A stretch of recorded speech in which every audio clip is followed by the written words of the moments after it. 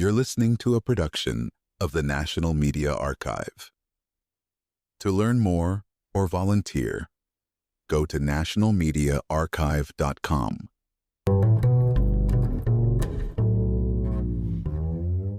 Let me take you on a little nostalgia trip. Picture this. It's Friday night in the 1980s, red and white checkered tablecloths, the buzz of an arcade machine in the corner, and you, surrounded by your family, devouring a hot personal pan pizza. How many of you remember birthday parties at Pizza Hut or earning that Book It pin after reading stacks of library books? Now you might be thinking, was Pizza Hut really that central to American family dining? Absolutely. Pizza Hut wasn't just a restaurant, it was an event, a place where food and fun collided. That unique dine-in experience, complete with salad bars and tabletop Pac-Man, helped cement their brand in our collective memory. But here's the conflict. Fast forward to today, and that family-friendly identity feels almost like a relic. Fewer locations, fewer dine-in options. Why did this shift happen? Well, that's what we're going to unpack in this episode. Stick with me, because those classic Pizza Hut memories are more than just nostalgia. They're the foundation of a brand that once ruled the pizza world. But as we'll see, times and tastes change. Let's dig into how that happened. And as we journey through the rise, fall, and reinvention of Pizza Hut, I want you to ask yourself, what makes a restaurant more than just a place to eat? Let's find out together. So, how does an icon lose its shine? In 2019, Pizza Hut announced plans to close 500 of its 7,500 U.S. locations. That's not just a trim, that's a seismic shift. But what's really driving this downsizing? Let's set the stage. In business, a footprint is the total number of stores a brand operates. Downsizing your footprint usually means one thing. Underperforming locations are dragging down the whole operation. And in Pizza Hut's case, many of these were classic dine-in restaurants that just weren't pulling their weight anymore. Now, you might ask, does this mean Pizza Hut is in danger? Not exactly. Their sales have been steady, not plummeting. But steady isn't winning, especially when competitors like Domino's are on an upward rocket ride. Pizza Hut's leadership has been frank. They're not where they want to be. Imagine being the former champion and suddenly realizing you're playing catch-up. That's the conflict at the heart of their journey today. So, closing those locations isn't just about cutting losses, it's about making room for a new kind of Pizza Hut. But what will that look like? Let's keep peeling back the layers. Here's a tough pill for Pizza Hut fans to swallow. After 47 years at the top, Pizza Hut lost its crown to Domino's in 2018. If you're thinking, how did that happen? You're not alone. Let's break down the numbers. For decades, Pizza Hut was the only national chain, the big fish in a sea of local joints. The technical term for this is market dominance, and they had it in spades.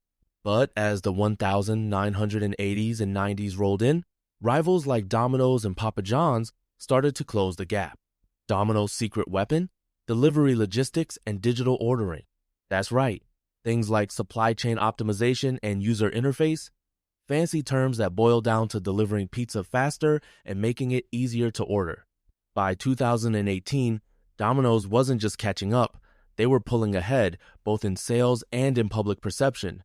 Even informal polls showed Domino's outpacing Pizza Hut in popularity. So, the former king found itself in a new role, underdog. But as we'll see, that's not always a bad thing. Sometimes, it's the spark for reinvention. Let's talk about the backbone of any fast food brand. Franchisees. In 2020, Pizza Hut's largest U.S. franchise operator, NPC International, filed for bankruptcy. That's a big deal. They ran about 20% of all Pizza Huts in America. Why does this matter? Well, think of franchisees as local partners who bring the brand to life in neighborhoods across the country. When the biggest one goes under, it's like losing the engine in your car. NPC's bankruptcy wasn't just about Pizza Hut. Other economic factors played a role. But the fallout was real. 300 more Pizza Hut restaurants closed. It's what business experts call a systemic risk, meaning trouble in one part of the system can ripple through the whole brand. If you're wondering, does this signal doom for Pizza Hut?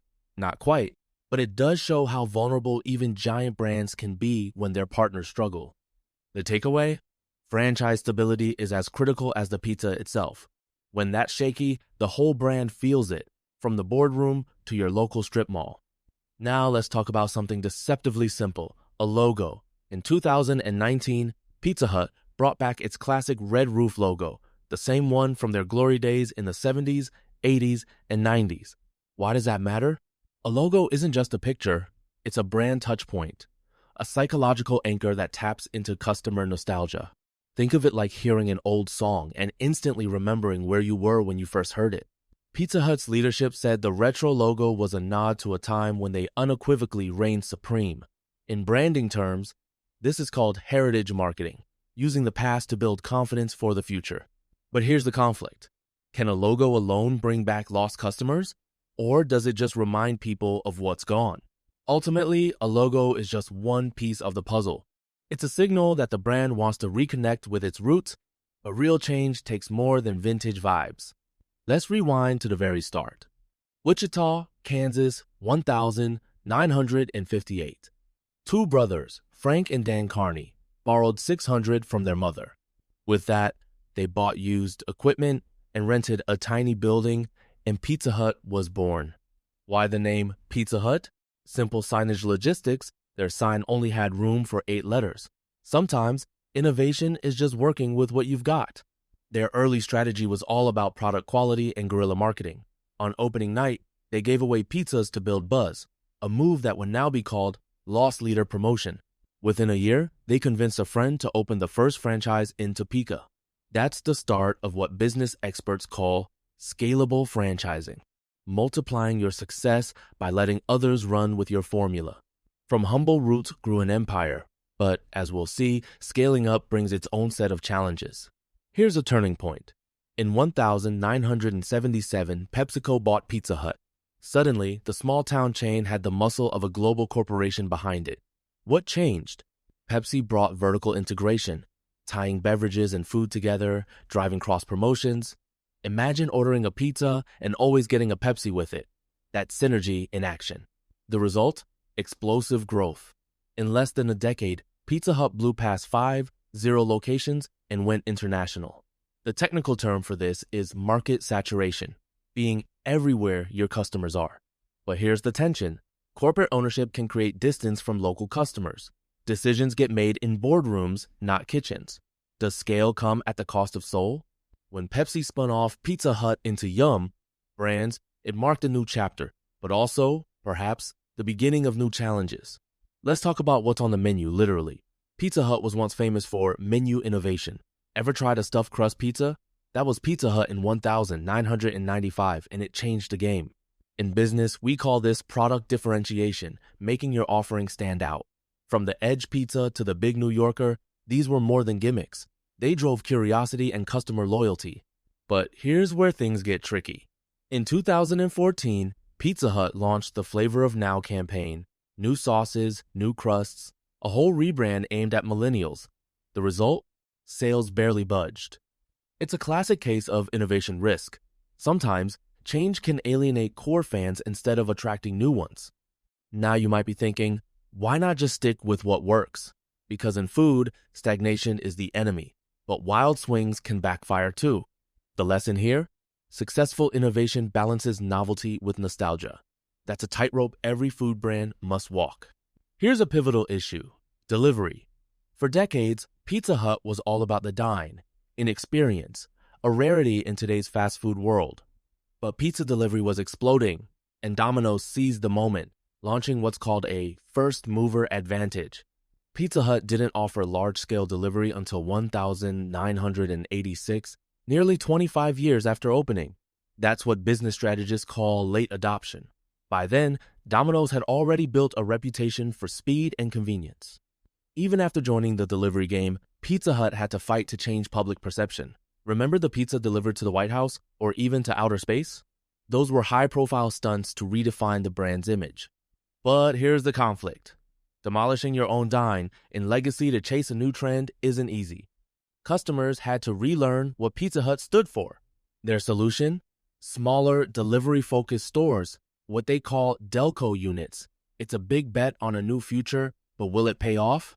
So, where does Pizza Hut go from here? They're stuck between generations, the legacy of family dining, and the reality of a delivery-driven world. Sound familiar? It's the classic story of adaptation versus tradition. In business, This is called organizational inertia, when a brand's past success makes it slow to change. Pizza Hut has tried bold menu overhauls, store redesigns, and marketing campaigns, but results have been mixed. Now, you might be asking, can an old favorite really reinvent itself? History says yes, but only if it's willing to learn, listen, and let go of what no longer works.